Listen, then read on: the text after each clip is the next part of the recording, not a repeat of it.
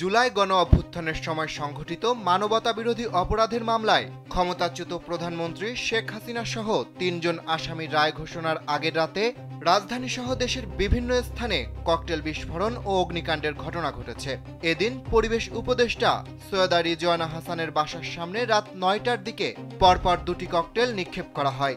এছাড়া এনসিপির কার্যালয়ের সামনে ককটেল বিস্ফোরণ সহ বাড্ডা ও কেরানীগঞ্জে অগ্নিসংযোগ করে দুর্বৃত্তরা। পাশাপাশি দেশের বিভিন্ন স্থানে একের পর এক নাশকতা চালানো হয়। জীবন অবাক না করলে কে করবে? 28% মিল্ক ফ্যাটের অবাক করার সাথে ফ্রেশ মিল্ক পাউডার। জীবন অবাক করুক প্রতিদিন। একই সময় সেগুনবাগিচায় কর অঞ্চল 10-এর সামনে ককটেল বিস্ফোরণের ঘটনা ঘটে। কাছাকাছি সময়ে দারুস-সালাম থানার রোজিনা পেট্রোল পাম্পের পেছনে ককটেল বিস্ফোরিত হয়। মোটরসাইকেলে এসে মতিঝিলের টি&টি বাস স্ট্যান্ডে ককটেল বিস্ফোরণ করে দুষ্কৃতিকারীরা। এর আগে কারওয়ান বাজারে সার্ক ফোয়ারার সামনেও বোমাবাজির ঘটনা ঘটে।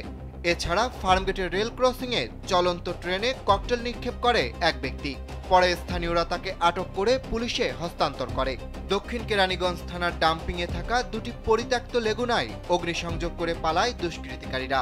রাত 2টার দিকে মহাখালী এলাকার তিতুমির কলেজের গেটের সামনের রাস্তায় এবং আমতলী মোড় এলাকায় ককটেল বিস্ফোরণের ঘটনা ঘটে। এছাড়া ব্র্যাক বিশ্ববিদ্যালয়ের পাশের পানির ট্যাঙ্কির সামনের সড়কে দাঁড়িয়ে থাকা একটি বাসে আগুন দেয় দুর্বৃত্তরা।